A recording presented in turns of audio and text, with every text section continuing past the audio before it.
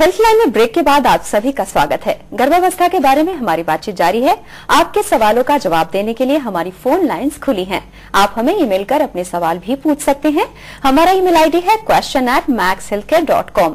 Doctor, हमारे साथ कुछ कॉलर जुड़े हुए, देखते हैं उनकी समस्या क्या है। Hello hello. हाँ जी। हाँ जी, आप अपना नाम बताइए और आप कहाँ से बोल रही हैं? बात करते रेनू जी। रेनू जी, आप अपना सवाल पूछिए। हेलो मैम जी। हाँ जी रेनू। नमस्ते। नमस्ते रेनू। मैम जी, मैंने सफाई कराई थी, उसके बाद बच्चा नहीं रुक रहा है, क्या बात है? रेनू, आपने कितने हफ्ते हो जाने पर सफाई करवाई थी?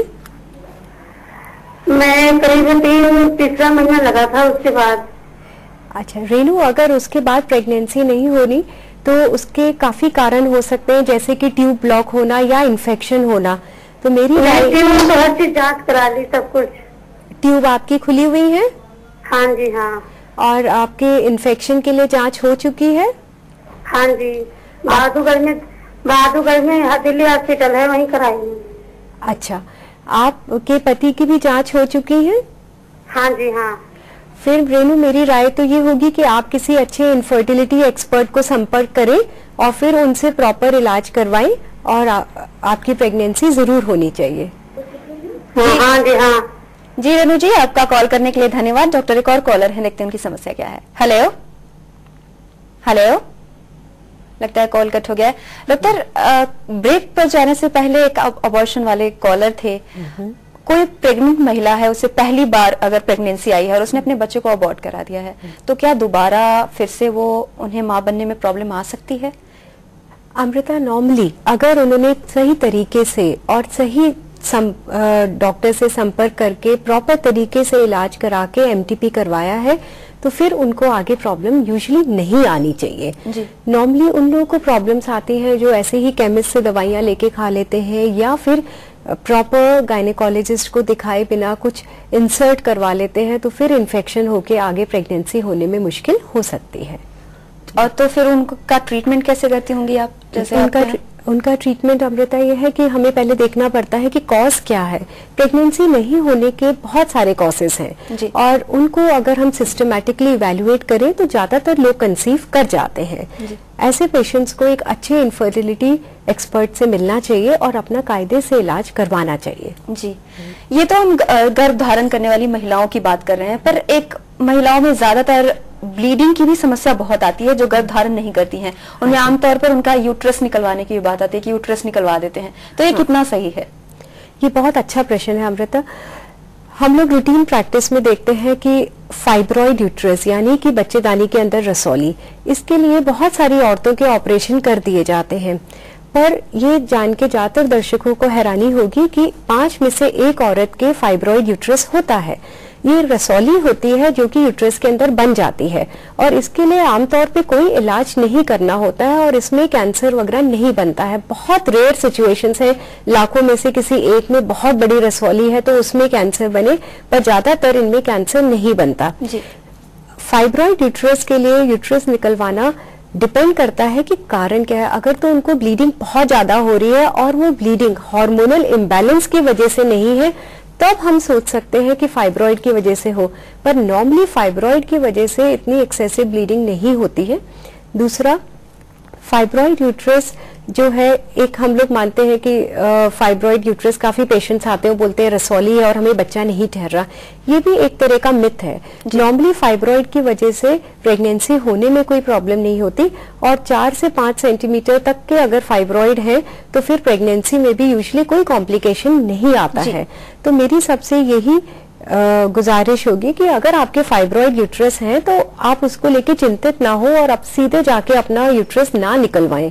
अगर कोई प्रॉब्लम है तो 90% उसका कारण फाइब्रॉइड नहीं है, तो प्रॉपर ट्रीटमेंट कराएं। अगर फिर भी आराम नहीं पड़ रहा तब हम सोच सकते हैं कि फाइब्रॉइड निकालने की जरूरत है। डॉक्टर प्रीति, हमारे साथ कुछ कॉलर जुड़े हुए, देखते हैं उनकी समस्या क्या है। Hello hello. हाँ जी, आप अपना नाम बताइए और आप कहाँ से बोल रहे हैं?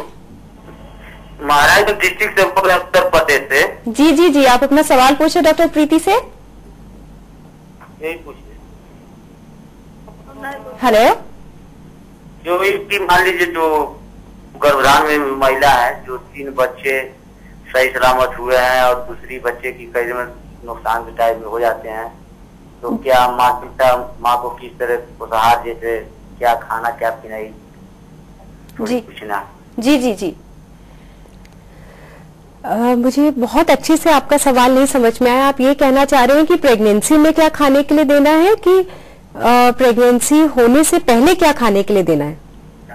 जी सर, हाँ वही। और जो समस्या है तो उनकी ये वार्ता नहीं कर पा रहे हैं, इसी के नाते मैं उनसे आपको संकोच कर हम पूछ रहे हैं आपसे। वो डॉक्टर प्रीति वो पूछना चाह रहे हैं कि अगर महिला गर्भ धारण करती हैं तो उस दौरान उनका अपना कैसे खाना पीना चाहिए, अगर कोई बच्चे का नुकसान हो जाए तो उस दौरान उनको अपना ख्याल कैसे रखना चाहिए, कैसे खाना पीना चाहिए, वो दोनों सवाल पूछ रहे हैं। अच्छा, पहले तो अगर बच्चे का नुकसान हो गया और फिर उनको क्या खाना पीना चाहिए, उनको बिल्कुल नॉर्मल खाना चाहिए, कोई भी उस पर कोई पाबंदी नहीं है। कई लोग पानी पीने के लिए नहीं देते, जो कि बहुत गलत है। डिलीवरी होने के बाद या गर्भपात होने के बाद पानी जरूर पीना चाहिए, ऐसा कोई रीजन नहीं है कि इन औरतों को पानी ना दिया जाए। दूसरा, जो खाना घर में बन रहा है वही खाना उन्होंने खाना है और थोड़ा सा हाई प्रोटीन डाइट देनी है, जैसे कि दाल ज्यादा, सोयाबीन ज्यादा, गुड़ ज्यादा, चीनी की बजाय गुड़, जिससे कि आयरन उन्हें मिले। सो ज्यादा खाने में प्रोटीन हो, आयरन हो, कैल्शियम हो, ऐसा खाना हमें उन्हें देना है। और यही बात उनकी प्रेगनेंसी पर भी लागू होती है कि अगर प्रेगनेंसी है तो हमें हाई प्रोटीन न्यूट्रिशियस डाइट देनी है, जिससे हम उनको आयरन मिले, कैल्शियम मिले, विटामिन्स मिले और प्रोटीन्स मिले। डॉक्टर, एक और कॉलर है, देखते हैं उनकी समस्या क्या है। Hello hello. हाँ जी, आप अपना नाम बताइए और आप कहाँ से बोल रही हैं? सुरेंद्र कौर फगवाड़ा। जी जी सुरेंद्र जी, आप अपना सवाल पूछिए। प्रेगनेंसी नहीं हो रही है, फॉलिक सिस्ट थी पहले विद होम्योपैथ। सुरेंद्र जी, आपकी एज कितनी है? 30। अच्छा, और आप लोग कितने टाइम से प्रेगनेंसी के लिए ट्राई कर रहे हैं? 3 ईयर से। अच्छा, आप को पॉलीसिस्टिक ओवरीज डायग्नोस किया गया है? पॉलीसिस्टिक ओवरीज अमृता एक ऐसी सिचुएशन है जिसमें अंडेदानी में अंडे तो बनते हैं पर वो टाइम पे रप्चर नहीं होते हैं, जिसकी वजह से अगर अंडे टाइम पे नहीं रप्चर होते तो प्रेगनेंसी नहीं होती। दूसरा, मोटापा आना, चेहरे पे बाल आना, ये सारी प्रॉब्लम शुरू हो जाती हैं। तो सुरेंद्र जी, मेरी आपसे यही सजेशन मैं आपको दूंगी कि आप एक अच्छे इनफर्टिलिटी एक्सपर्ट को कंसल्ट करें, जिससे कि वो आपको कुछ ऐसी दवाइयां दे पाएं जिससे कि आपके एग्स बने और वो टाइम पे रप्चर हो। अगर एग्स टाइम पे रप्चर होंगे तो फिर आपकी प्रेगनेंसी होने में आपकी मदद हो जाएगी। सुरेंद्र जी, आपका कॉल करने के लिए धन्यवाद। डॉक्टर, एक और कॉलर है, देखते हैं उनकी समस्या क्या है। Hello hello. हाँ जी, आप अपना नाम बताइए और आप कहाँ से बोल रहे हैं? मैं सुनील बोल रहा हूँ, यूपी। जी सुनील जी, जी जी, आप अपना सवाल पूछिए। मुझे ये पता करना है, जैसे प्रेगनेंसी के लिए जो टेबलेट खिला देते हैं, जैसे प्रेगनेंसी ना होने के लिए, तो उसमें फिर भी अगर रुक जाती है, मतलब प्रेग्नेंट हो जाती है, तो उसमें क्या साइड इफेक्ट हो सकता है? सुनील जी, डिपेंड करता है कि कौन सी दवाई दी गई है। नॉर्मली तो हम ये रिकमेंड करते हैं कि अगर प्रेगनेंसी है तो कोई भी दवाई ना खाई जाए, पर कुछ दवाइयां हैं जो बहुत लो डोज हार्मोनल पिल्स होती हैं, उनका कोई नुकसान नहीं देखा गया है।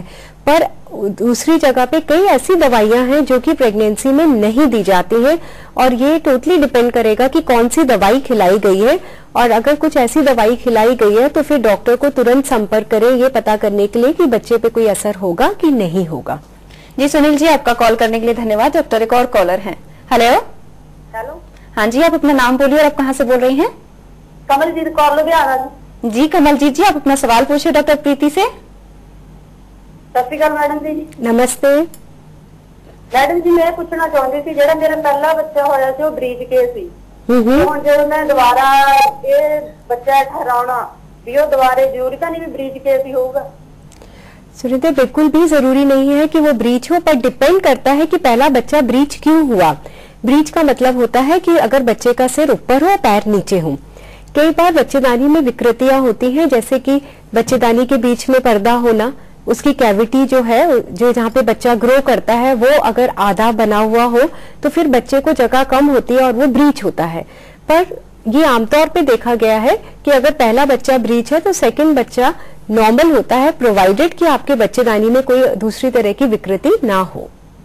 जी, आपका कॉल करने के लिए धन्यवाद। डॉक्टर, जैसे कि प्रेगनेंसी में बहुत सारे ख्याल रखने पड़ते हैं। कई बार होता है कि कहते हैं बहुत ज्यादा टाइम तक बैठना नहीं चाहिए, बहुत ज्यादा टाइम तक खड़े नहीं रहना चाहिए, तो क्या होता है, इसका नुकसान क्या हो सकता है? ज्यादातर अमृता ये मिथ है कि ना तो बैठना ना खड़े होना किसी भी चीज से प्रेगनेंसी पे यूजुअली अफेक्ट नहीं पड़ता है। और मेरी राय तो ये होगी कि जो भी प्रेग्नेंट है उसको अपना नेचुरल रूटीन वर्क करना चाहिए। को बिल्कुल भी जरूरी नहीं है कि आप बहुत ज्यादा आपने ये एहतियात लेनी है कि आपने चलना नहीं है, आपने बैठना है, या आपने बैठना नहीं है, आपने लेटना है।